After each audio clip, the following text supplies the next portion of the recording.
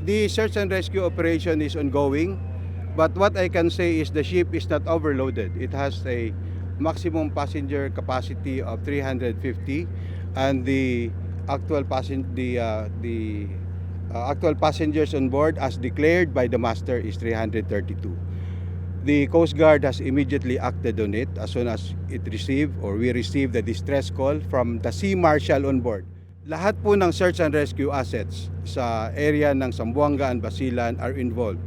From the AFP, the Navy, the Maritime Police, the local government units, yung Provincial Disaster Risk Management Office ng Basilan and Zamboanga are also involved. The commercial shipping have also sent their ships. So lahat po doon ngayon ay tulong-tulong. It has become a whole of nation search and rescue operations.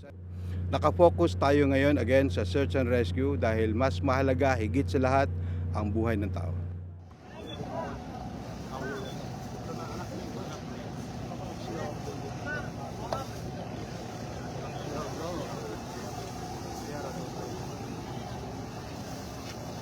Bago sila amon nalawa kanila.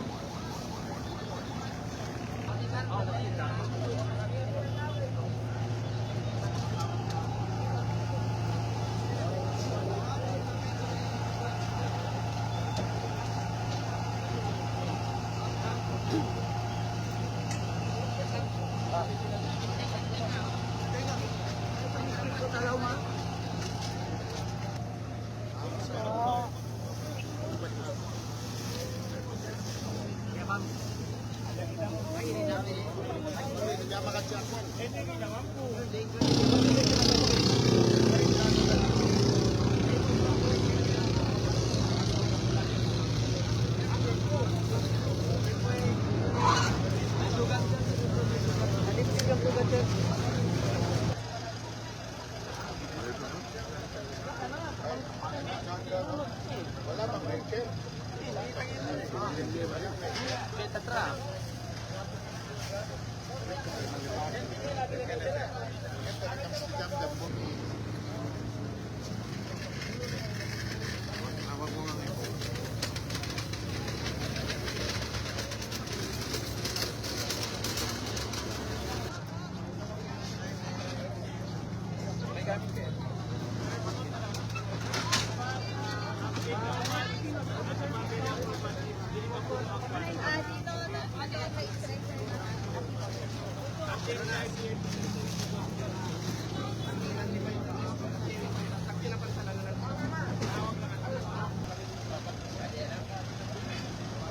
Jane. Uy.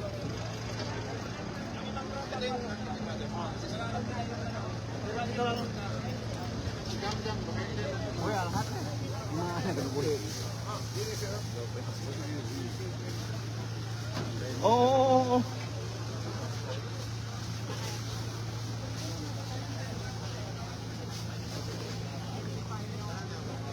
Jam-jam ng tubig. Pisina ba sa kata niyo?